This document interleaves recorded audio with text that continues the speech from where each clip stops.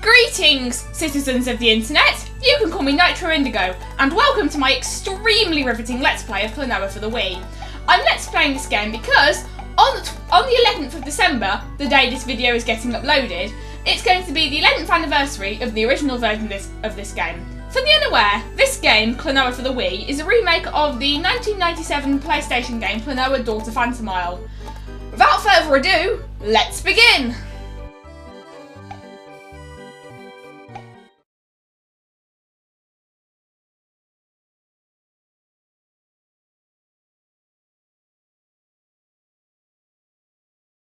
Don't you think it's kind of strange? How sometimes when you wake up, you know you had a dream, but you can't remember it.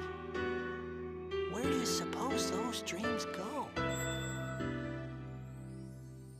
But there's one dream I remember very clearly, as if it was happening right now.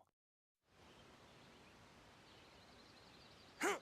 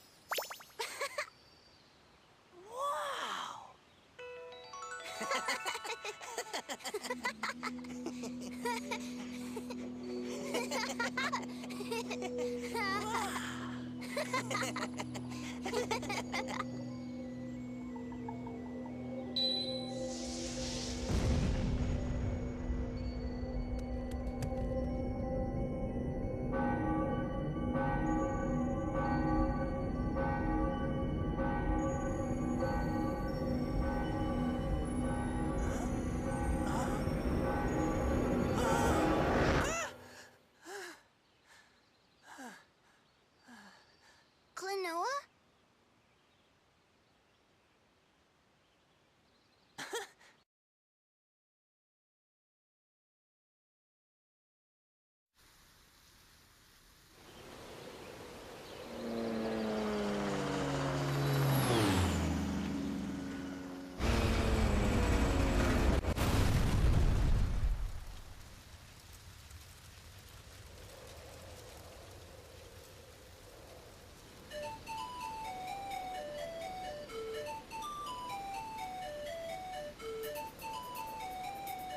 Did you see that? Something crashed into Bell Hill. Let's go and take a look. Yeah. Come on. And so we begin our game on a lovely spring morning in stark contrast to the snowy weather outside. Now, I suppose we should explain Klonoa's gameplay. You are Klonoa. You can use your wind bullets ring to pick up these rejected Kirby enemies. This game is 2.5D, which means that you can either which means that there's a 2D path that snakes through 3D environments, and you can pick up enemies and throw them into the background and foreground. And in every level, there are 6 people to collect. Now, this is actually my second attempt at recording this episode, because the first time I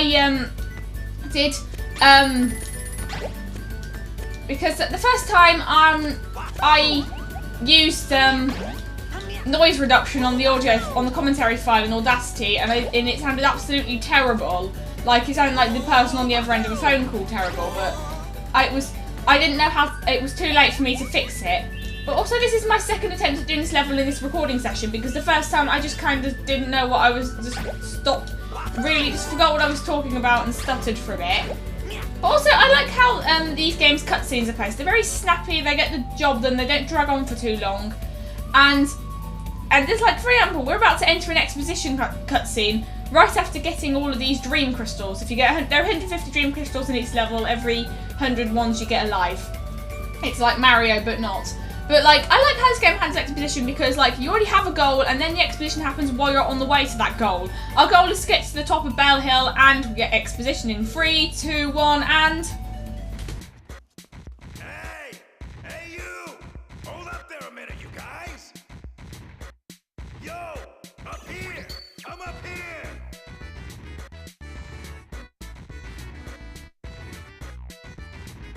Listen! I got something I need to ask you guys!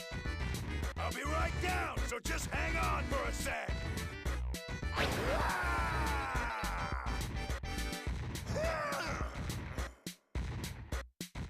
Hey there, I'm Baloo, the stonemason.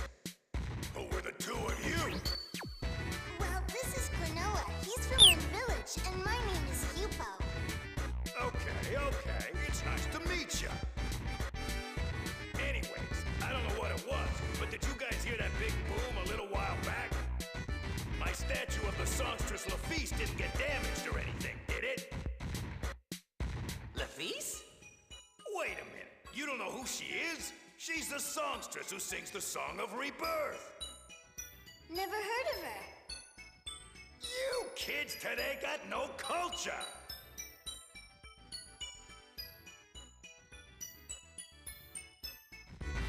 Oh, she is amazing! And you know, since Lafice lives in the legendary Moon Kingdom, I'm building this tower so's I can get there and visit. You really think it'll reach the Moon Kingdom? Are you saying you doubt the power of my love for Lafice? Ah! The power of your love? Well, anyway, we better get going, Klonoa. Right. It was really nice meeting you, Baloo. Yeah, you too. Well, watch out for yourselves. We will, thanks. And good luck building your tower. Thanks, you guys.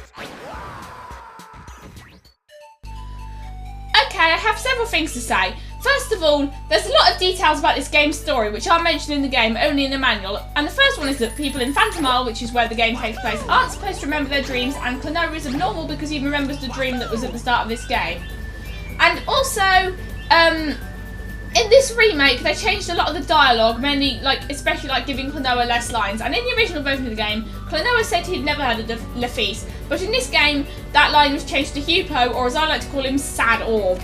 I'd like you to keep this in mind.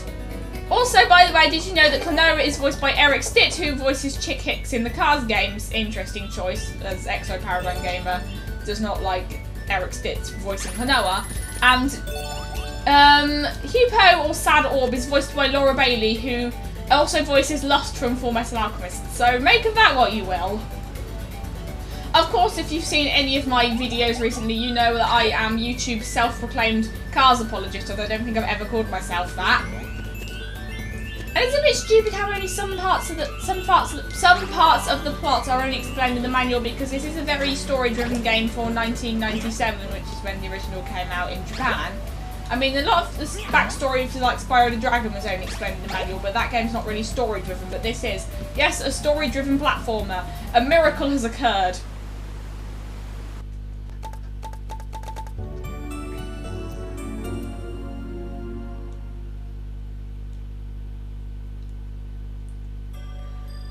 On to Vision 1-2. By the way, in this game, levels are called visions, and they're in two, and each vision has 2 stages. That's the official term used in the manual. And then in the Game Boy Advance games, they make so there are worlds with visions in them. Level terminology. I already went over this in Kirby's Dream Land 3. Also, fun fact, in the original recording of this episode, I almost accidentally outroed this as Kirby's Dream Land 3. Also, the background here reminds me of this Build-A-Bear Workshop game I had for DS a long time ago, because there was this mini game where you got to make cake and stuff, and there was a chocolate cake that looked a bit that had spots in it and looked a bit like this. I guess these are supposed to be gemstones. I don't really know. It is a very pretty game, and Kadikarus really likes the music that plays here because he uses it in his videos a lot. And this is here to tell you that some paths loop around, because you can't take an enemy over that, so you can't double jump over that, but you can take it down here, but I already just went that way, so what am I talking about? And by the way, these guys are called Moos. They're like Waddle Dees, but not. I don't know why they're called Moos, but they are. And I like how they sometimes interact with the level, like they were just going up those wind things you just saw. And also another thing I like about this game is that like every place has its own resident species and its own symbol. Like this is where Klonoa comes from, if you couldn't already tell. And so there are other Klonoa people. Most people call them cabbits, but I like to call them clues because tessellating hexagons reference. Basically, he basically, as a kid, he always pronounced Klonoa as Clona, and then he found out it's actually supposed to be pronounced Klonoa. And here's a minecart, and he decided to compromise by calling him Klur. Also, according to Hideo Yoshizawa, the guy who made Klonoa, on Twitter, Klonoa's name comes from Kuro and Noya, which are Japanese and French respectively for black. So Klonoa is kind of correct-ish, kind of maybe sort of ish potatoes. Ish kind of maybe sort of ish potatoes. I'm just throwing out random words. Also, the awesome music comes back in 3, 2, 1, and... Oh, it already started. I really like this music because it's like so fun. Has so much like stuff going on. And like represents like how I first heard this game. Like, well, to me it makes me remind me how like the first time I heard this game I just thought it was some random PlayStation game I'd never played because I learned about it from Kid Icarus. And this game sold very poorly because, well, this remake, the original version contrary to what we believed, did actually sell well because it started a franchise. And basically, and because like it just wasn't marketed at all and stuff. And I learned it existed from an issue 51 of Official Nintendo magazine, which I got like a few years after it came out from a friend. But I didn't actually really care about it until Exo Paradigm Game reviewed it. But like I just assumed at first it was some random PlayStation game I'd never play. And this to me this just shows like how like I thought I'd never played this game, and then it ended up becoming one of my favourites years later. But also, I'll just let you listen.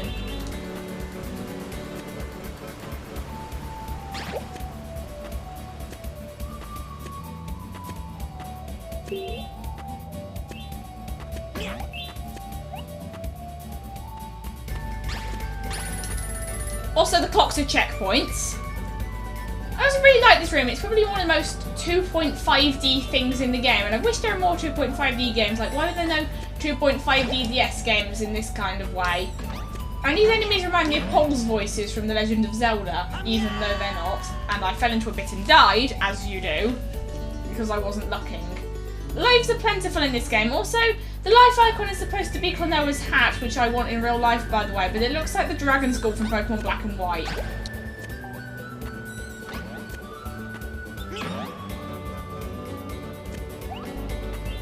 And there's signposts and tutorials, by the way. Now that is the way forward. This is an optional way which leads to some collectibles, like collectible people, and there's one left. I really hope I haven't missed one because that would be kind of unfortunate.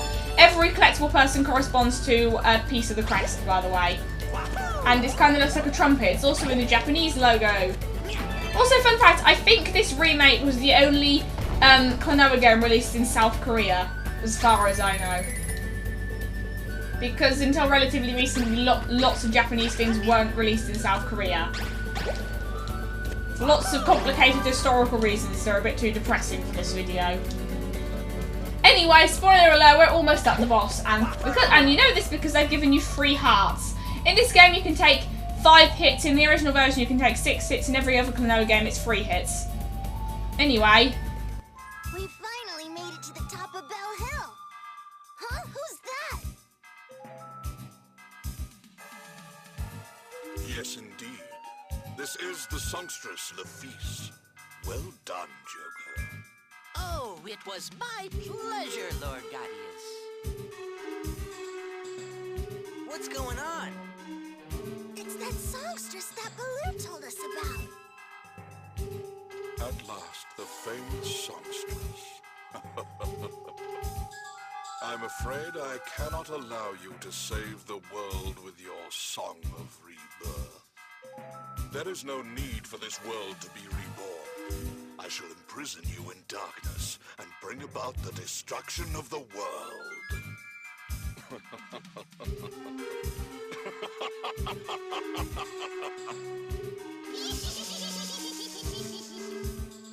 Now,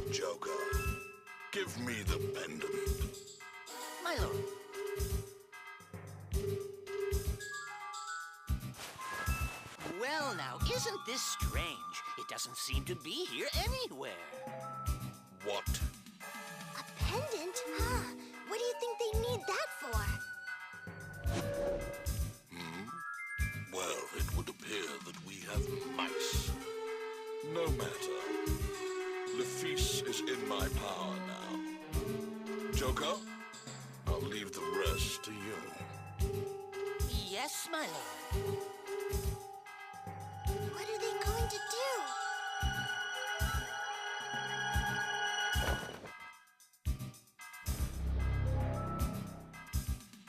Now then, little mousies, come out, wherever you are. Guess we don't have any choice. Right.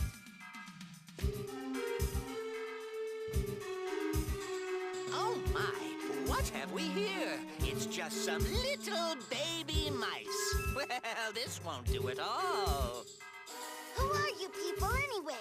What have you done with the songstress Lefis? Oh dear, children these days simply have no manners. Well, I guess I have no choice. I'm going to have to teach you two a rather hard lesson.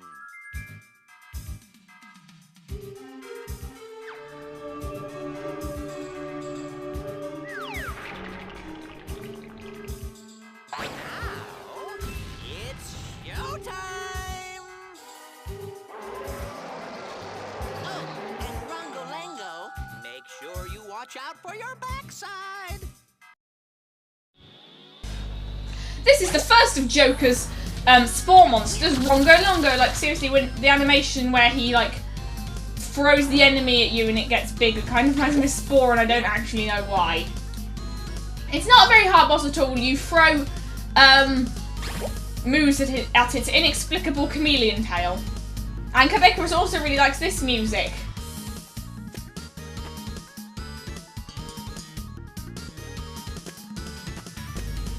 Also, I really like the aesthetic of this game, because I like games that are like surreal but not like trippy, just kind of like fantastical and slightly whimsical, because in the medium of animation or video games or anything that doesn't use real graphics, you can do anything, so why do things try to look realistic? And that's like kind of like, if I were to write a story, I'd write something like an aesthetic kind of inspired by this, except not really. Like, I want to create a story that will define people's childhoods and take place in a whimsical-ish kind of maybe world like this, or Kirby or Pokemon or something. Anyway, that was a very easy boss.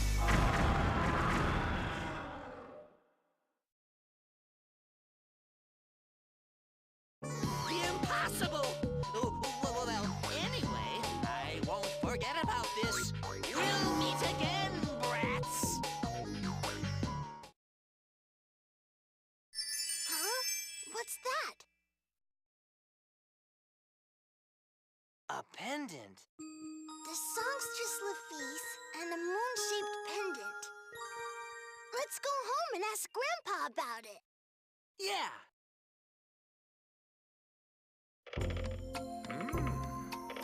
Looks like you two have gone and found something pretty impressive, haven't you? What do you mean, Grandpa? This here is the crest of the Moon Kingdom. What's the Moon Kingdom? Well, the Moon Kingdom's a place that's only heard of in legends. That guy in the tower, Baloo talked about it, remember? So, Grandpa, do you know if the Moon Kingdom really exists? Well, now, I suppose it might exist, but then again, it might not. But I'm more worried about this Gaudius fella who kidnapped that girl. I don't like the sound of it. Whatever's going on, I expect it's more than we can handle. Listen, you two. I want you to go and tell all of this to the chiefess of Fourlock Forest. Come on, let's go, Klonoa. Right.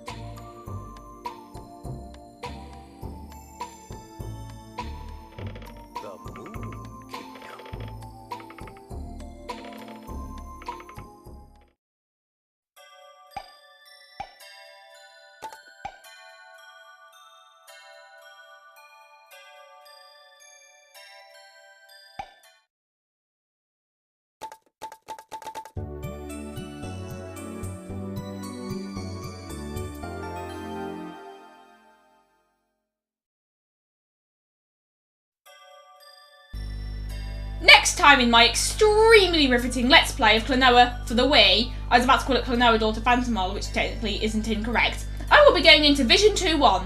Until then, stay interesting!